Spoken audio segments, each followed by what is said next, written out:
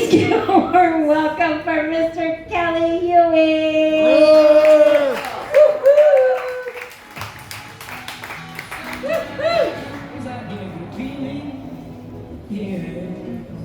Now I'm under a lot of pressure. She said I was one of her favorites. So I'm pretty new to comedy. I started just a couple of months ago, and I was telling my friends when I started, I was like, hey guys, I'm gonna start doing stand-up. And I had this one friend who said, look, I will support you doing stand-up comedy on one condition, that you don't talk about your willy.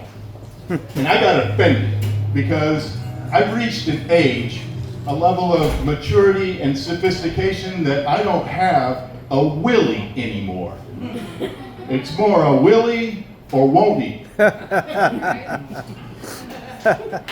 You know, when you reach this level of age and maturity and sophistication, some of your habits change. Like I've found that I go to the doctor a whole lot more now. And like when I was in my 20s and 30s, I'd go to the doctor a couple of times a decade, and they would always say the same thing. Man, you're in perfect health. Your blood pressure's great, all of that. Just stop drinking, smoking, and doing drugs, and you'll be fine. And as soon as I stopped that shit, I started going to the doctor all the time. And now I come back with all kinds of new stuff, like high blood pressure, a willy or won't he. And this most recent trip, I got Cologuard. Now, Oh no. I'm sure not everybody out here knows what Cologuard is, so I'll explain it to you. It's a $600 Tupperware bowl that you take a shit in. And I would rather have somebody run that colonoscopy scope right up my ass than take that thing into UPS. Walk into the UPS store.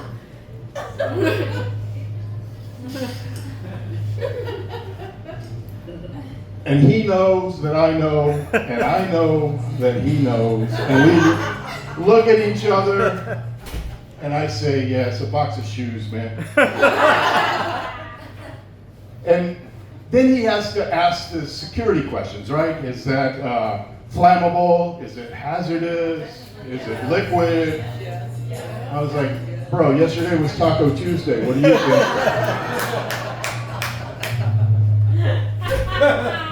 Lady behind me is just trying to return a yoga mat, and I've got a biohazardous weapon. Yeah, so I also, this same doctor that I saw, he told me, hey man, might want to think about getting in shape now. So I took that seriously, and I went out and ordered one of those Fitbits, but it's not a real Fitbit, it's a Chinese knockoff of a Fitbit. Right? And so thing comes in Amazon, and I take it out of the box, start putting it on. The instructions are crazy. The first words are, step one, affix the biometric shackle to your wrist. It's like, I'm not sure if I'm supposed to be under house arrest or if I'm supposed to start working out. And the rest of the instructions look like somebody put a fortune cookie through Google Translate and just quit halfway through, but I got it all figured out, right? And put in my height and weight, and there's this little message down at the bottom, and I'm thinking to myself, oh, that must be some kind of inspirational message. It'll say something like, just do it, or keep your eyes on the prize. And then I realized, hey, it's Chinese. Maybe it's got some Confucian wisdom on it, like, journey of 1,000 miles begins with a single step. Very fat. That is not inspirational. That is not medically sound. That's just rude. That is a comment section, is what that is. But going to the doctor's not the only thing that I do. Like just a couple of weeks ago, I went to the No Kings rally, right? I went to the No Kings rally, and what a great place to judge people, or as I call it, people watch. Right? And so I went up to the, I love to go up to the curb and watch the people driving by, actually. So there's three kinds of people that drive by. You got your pro-no kings people, and they're honking their horns and waving and doing all of that, and they're easy to spot.